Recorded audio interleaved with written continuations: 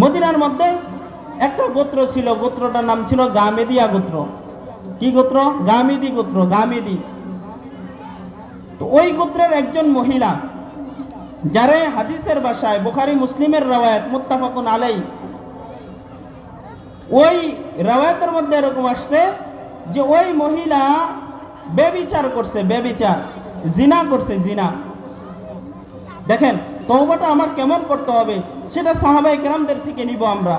সাহাবায়ে কেরাম যেমন তওবা করছে আমরাও ওরকম তওবা করতে হবে। তো গামেদিয়া গোত্রের মহিলা ব্যভিচার করছে, ব্যভিচার, জিনা করছে। কি বলেন? আমরা জিনা করার পরে ওটারে গোপন রাখি, রাখি না রাখি? কি বলেন? আমরা যদি জিনা করি, জিনার তো কত ধরন, চোখের জিনা, হাতের জিনা, জবানের জিনা, অঙ্গ প্রত্যঙ্গের জিনা, প্রত্যেকটা জিনিসের কি আছে? জিনা আছে।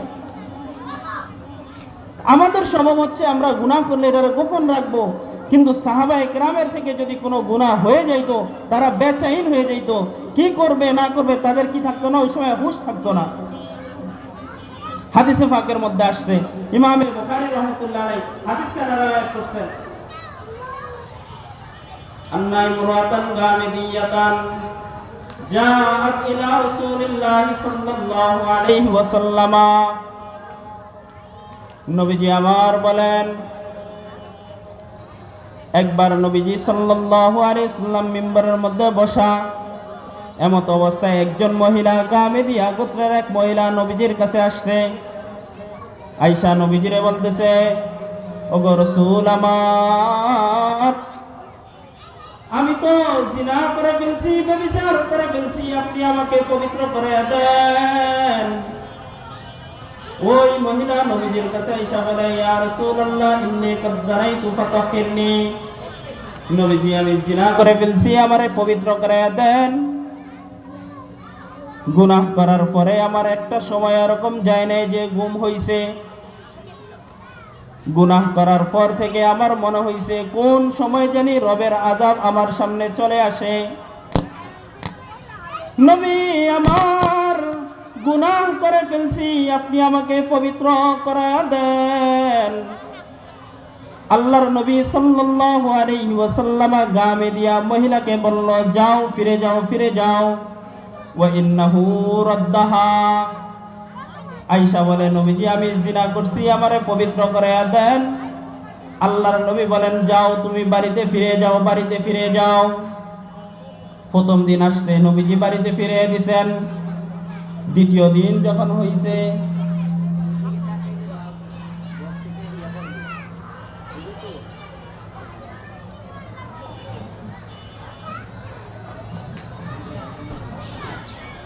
যখন দ্বিতীয় দিন আবার হইল, ওই মহিলা নবীজির কাছে আসছে। ফালাম্মা কানাল গাদ, দ্বিতীয় দিন আয়েশা বলে, ইয়া রাসূলুল্লাহ ইন্নী কাদ যানাইতু ফাতাহহিরনি,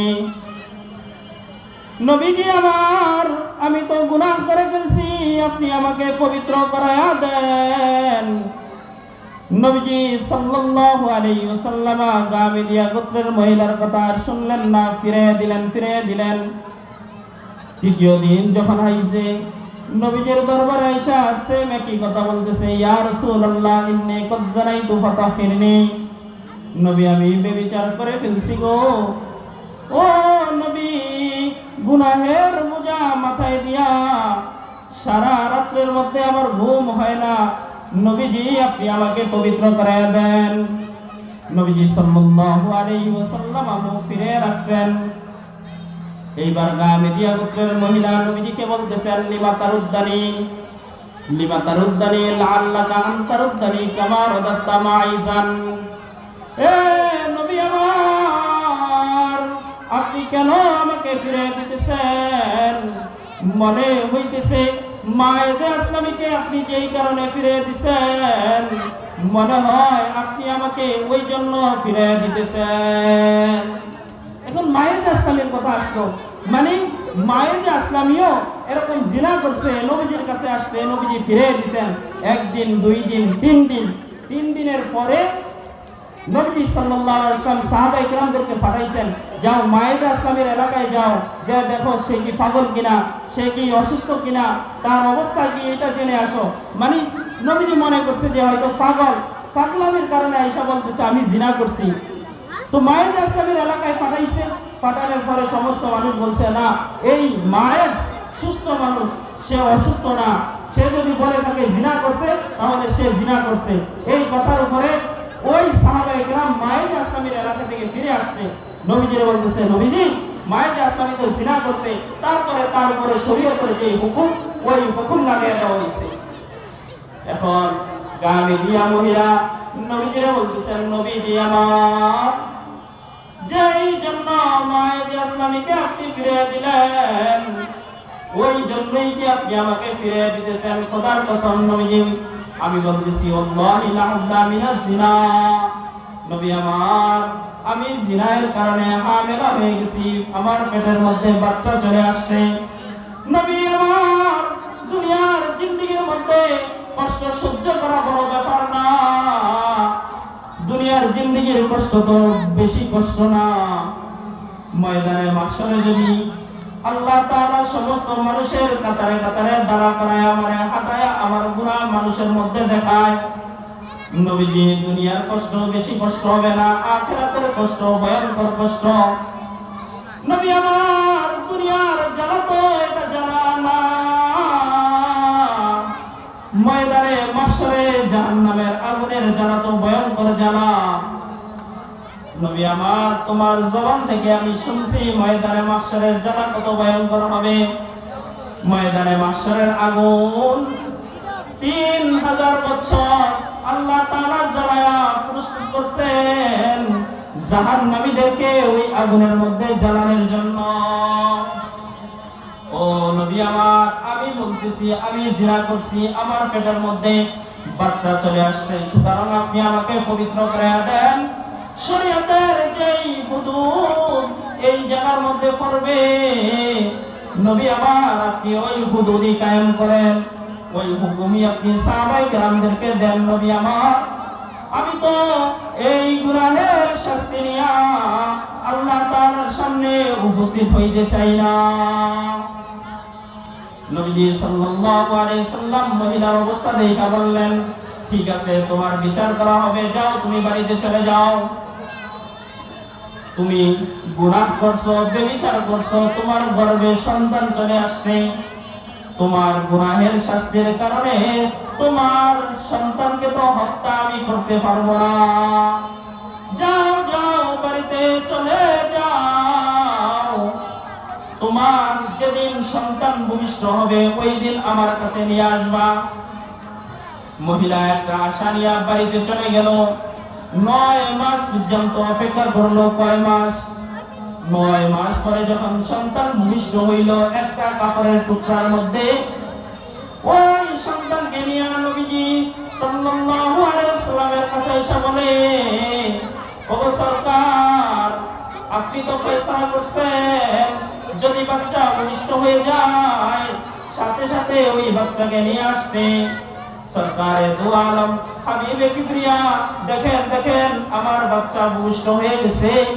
নবী আমার, আমি তো গুনাহের শাস্তি আর মাথার করে নিতে পারতেছি না, আপনি আমাকে পবিত্র করে দেন, দেখেন আমার বাচ্চা হয়ে গেছে। নবীজি সাল্লাল্লাহু আলাইহি ওয়াসাল্লাম মহিলাকে বললেন, দেখো তোমার বাচ্চা হইছে ঠিক আছে, কিন্তু এই বাচ্চার দুধ খাওয়াইবো কে? যাও যাও বাচ্চাকে নিয়ে যাও, 2 বছর পর্যন্ত দুধ খাওয়াইবা, তারপরে যখন বাচ্চা রুটি ছিঁড়ে খাইতে পারে এরকম যদি এক অবস্থা হয়ে যায় তখন ওই বাচ্চাকে আমার কাছে নিয়ে আসবা, আমি তোমার ফয়সালা করে দিব। গামীদিয়া গোত্রের মহিলা বাচ্চাকে নিয়ে বাড়িতে চলে গেল।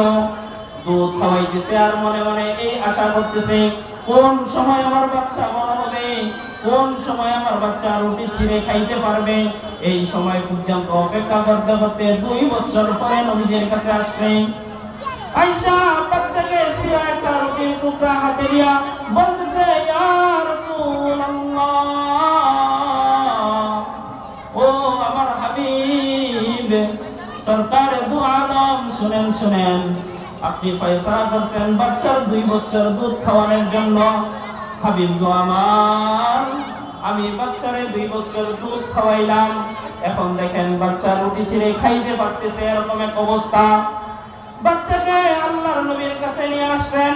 নবীজি ওয়াসাল্লাম গামিদিয়া মহিলার অবস্থা দেখে বুঝছেন যে তওবা কিরকম কাজ করতেছে। আল্লাহর নবী বললেন, দাও বাচ্চারে আমার হাতে দাও। মহিলার বাচ্চাকে নবীজি নিজে হাতে নিলেন। মুসলমানের একজনের দায়িত্ব দিয়ে দিলেন, যাও এই বাচ্চাকে তুমি লালন পালন করবা। মুসলমান ওই বাচ্চাকে নিয়ে লালন পালন শুরু করছে। এবার নবী ফয়সালা করছে, যাও যাও এই গামিদিয়া মহিলাকে নিয়ে যাও, ওই ময়দানের মধ্যে নাও, আর সমস্ত মানুষকে জমা করো ময়দানে। সমস্ত মানুষ আসবে আর সমস্ত মানুষের সামনে এই মহিলার বিচার শুরু হবে। সাহাবায়ে কেরামদেরকে বললেন, গর্ত শুরু করো। ময়দানের মধ্যে গর্ত শুরু করলো, কবর পর্যন্ত গর্ত করলো, গলা পর্যন্ত গর্ত করলো। মহিলা পাশে দাঁড়িয়ে রয়েছে, চোখের থেকে পানি পড়তেছে আর আকাশের দিকে তাকাইতেছে। এই আশায় তাকাইতেছে, দুনিয়ার জিন্দেগির কষ্ট আমার শেষ হয়ে যাইতেছে। ময়দানে মাহশরে যখন যাব, আল্লাহ তাআলা ময়দানে মাহশরের সমস্ত মানুষের সামনে এটা বলবে না, দুনিয়ার মধ্যে জিনা কেন করে আসলাম? বলে, আমি জিনা করে ফেলছি, এখন আমার বিচার হবে। কাঁদতেছে আর আকাশের দিকে তাকাইতেছে। গর্ত যখন হয়ে গেল, গামিদিয়া মহিলাকে ওই গর্তের মধ্যে ঢুকানো হইল, মাটি চাপা দিল গলা পর্যন্ত। সমস্ত সাহাবায়ে কেরামদেরকে হুকুম দেওয়া হলো, পাথর মারো, পাথর মারো। আশেপাশের যত সাহাবায়ে কেরাম ছিল, সব সাহাবীরা বড় বড় পাথর নিয়ে গামিদিয়া গোত্রের মহিলার কপালে মারতেছে, চেহারায় মারতেছে, হাতে মারতেছে, মুখে মারতেছে। বলে, যখন এক একটা পাথর মাথায় পড়তেছে, সাথে সাথে মাথা থেকে রক্ত বের হওয়া শুরু করছে। বলে, ওই পাথর যখন চেহারার মধ্যে পড়া শুরু করছে, চেহারা ফেটে ফেটে রক্ত বের হওয়া শুরু করছে। সম্মানিত হাজিরিন, একটু চিন্তা করেন, জিনা করছে যদি গোপন রাখতো, দুনিয়ার মধ্যে কেউ জানতো না, দুনিয়ার মধ্যে কোনো বিচার আচারও হইতো না, মানুষও তারা নিয়ে টিটকারি করতো না। কিন্তু গুনাহ হয়ে যাওয়ার পরে নবীদের কাছে আসছে, নবীজি বিচারের ফয়সালা করছে। 2-2.5 বছর পরে নবীজি তার বিচারের ফয়সালা করছে। ময়দানের মধ্যে গর্ত করে পাথর মেরে মেরে তাকে হত্যা করতেছে। ওই মজমার মধ্যে একজন সাহাবী হযরত খালিদ ইবনুল ওয়ালিদ রাদিয়াল্লাহু তাআলা আনহু দাঁড়ানো ছিল। খালিদ ইবনুল ওয়ালিদ রাদিয়াল্লাহু তাআলা আনহু একটা বড় পাথর নিলেন, ওই মহিলার মাথা মারে এরকম জোরে নিক্ষেপ করলেন, সাথে সাথে মাথাটা 2 খণ্ড হয়ে গেছে। মাথা 2 খণ্ড হয়ে যাওয়ার সাথে সাথে মাথার রক্ত ওই খালিদ ইবনুল ওয়ালিদের চেহারার মধ্যে আসছে, জামার মধ্যে আসলো। এই রক্ত জামা আর চেহারার মধ্যে আসার কারণে খালিদ ইবনুল ওয়ালিদ বলতেছেন, হায় হায়, গুনাহগার মহিলার শরীরের রক্ত আমার চেহারার মধ্যে আসছে। নবীজি সাল্লাল্লাহু আলাইহি সাল্লাম পাশে বসা। নবীজি যখন খালিদ রাদিয়াল্লাহু তাআলা আনহু এই কথা বললেন, নবীজি দাঁড়িয়ে গেলেন আর চিৎকার দিয়ে বলতেছেন, খালিদ, তুমি তারে জিনাকারী বলিও না, তুমি তারে তওবাকারী বলো। তার আর কোনো গুনাহ নাই। খালিদ, তুমি তারে জিনাকারী বলতেছো, আর আমি তো তারে তওবাকারী বলতেছি। ও খালিদ, শোনো, লাউ তাবাহা সাহিবু মাকসিন লাগুফির লাহু। খালিদ ইবনুল ওয়ালিদ, শোনো, এই মহিলা এমন তওবা করছে যে এই তওবাকে যদি বান্দার হক নষ্টকারী কারো উপরে বন্টন করে দেওয়া হইতো, তাহলে আল্লাহ তাআলা ওই হক নিবাদ নষ্টকারীকে ক্ষমা করে দিত।